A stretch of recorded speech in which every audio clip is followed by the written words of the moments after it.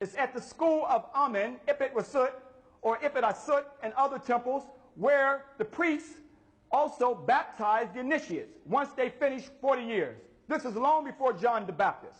Now, this temple called Karnak today, or Ipit Asut, as our ancestors called it, going into this temple, as I said, these are temples or books in stone. The pylons are pages of history telling of our story. But as you go into the temple, you see the ram symbolized as Amen. That was the Zoot type as Amen. Now, we see Ursa Ma'at Ra, Septepan Ra Ramesu Mary Amen, a little practice you can say it too.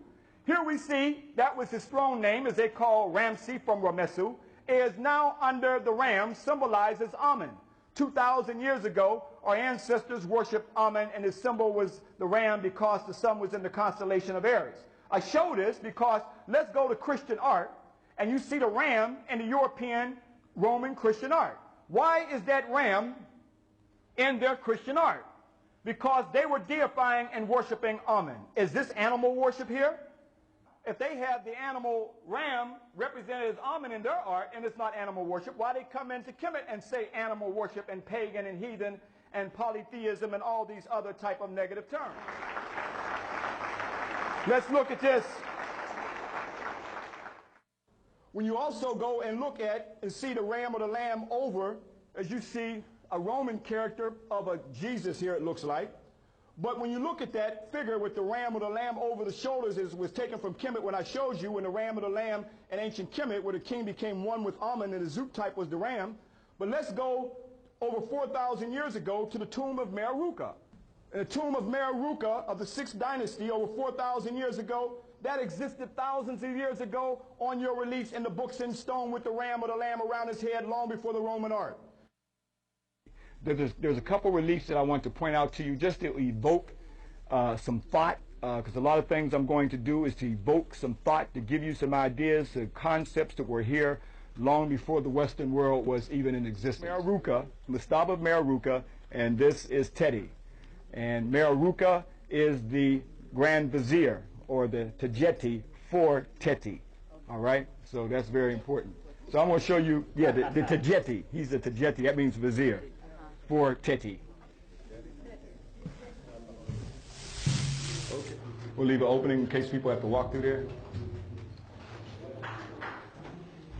I'm going to show you here, as you see the priest with the ram around his neck.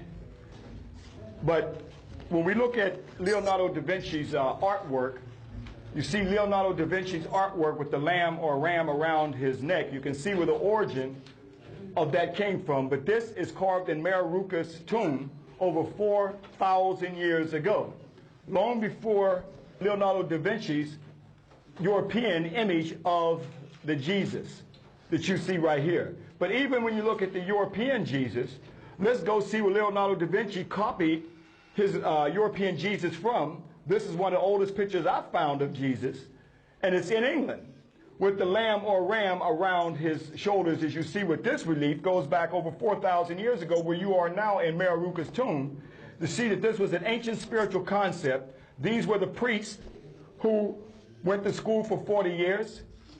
So you see this as ancient African origin of the lamb and the ram that's equated with European Christianity and also with the Christ. But they never show you this.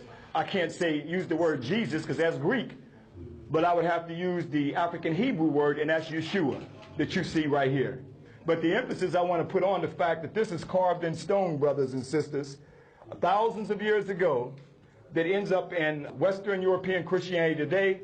But here's the black man that they never show you, that Leonardo da Vinci copied it directly from African people, that it was thousands of years before Leonardo da Vinci. You see it on the temples of Africa.